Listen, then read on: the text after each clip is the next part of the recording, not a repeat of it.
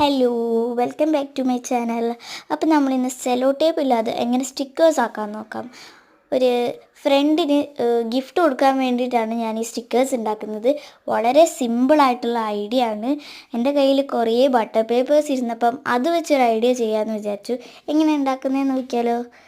അതിന് വേണ്ടിയിട്ട് ഞാൻ ഒരു പേപ്പറിൽ ഫുള്ളും കളർ ചെയ്തിട്ട് ഞാൻ കുറേ ക്യൂട്ടായിട്ടുള്ള സംഭവങ്ങൾ ഡ്രോ ചെയ്ത് വെച്ചിട്ടുണ്ട്.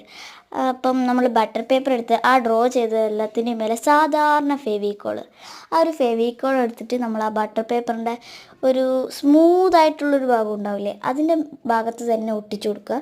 എന്നിട്ട് ലെവലായിട്ടുള്ള ആ ഒരു സ്റ്റിക്കറിൻ്റെ ആ ഒരു ഷേപ്പിൽ തന്നെ ഒന്ന് കട്ട് ചെയ്താൽ മതി. ഞാൻ കുറച്ച് കൂടുതൽ സ്റ്റിക്കേഴ്സ് ഉണ്ടാക്കുന്നുണ്ട്. ഇപ്പോൾ ഭയങ്കര ക്യൂട്ടാണ്. എൻ്റെ മനസ്സിൽ തോന്നിയ കുറേ എണ്ണമാണ്.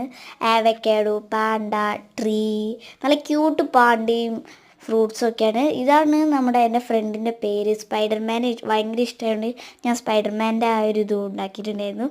അങ്ങനെ എല്ലാം ചെയ്തപ്പോൾ ഒരു ഒരു പാക്കിങ് പോലത്തെ ഒരു സംഭവം ഞാൻ ഉണ്ടാക്കിയിട്ടുണ്ടായിരുന്നു. ഒരു താങ്ക് യു, എൻ്റെ പേരും അവൻ്റെ പേരും എഴുതിയിട്ട് ഞാൻ എല്ലാ സ്റ്റിക്കേഴ്സും ആ ഒരു പാക്കിൻ്റെ ഉള്ളിലേക്ക് കൊണ്ടുപോയിരുന്നുണ്ട്.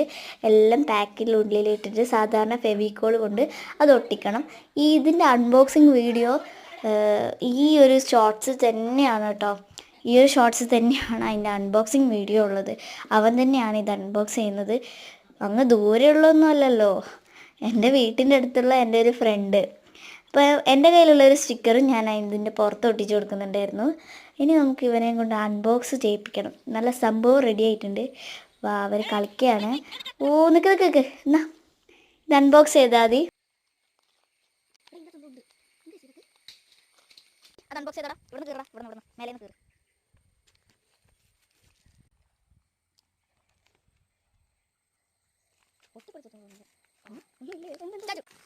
നീ കയറില്ലടാ.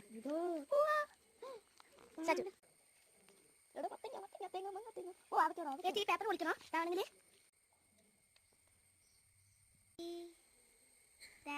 ചേച്ചിന്റെ ചാനൽ എല്ലാരും സബ്സ്ക്രൈബ് ചെയ്യണേ. എൻ്റെ പൊന്നേ, അവൻ ഇത്ര ഇഷ്ടമെന്ന് ഞാൻ പ്രതീക്ഷിച്ചില്ല.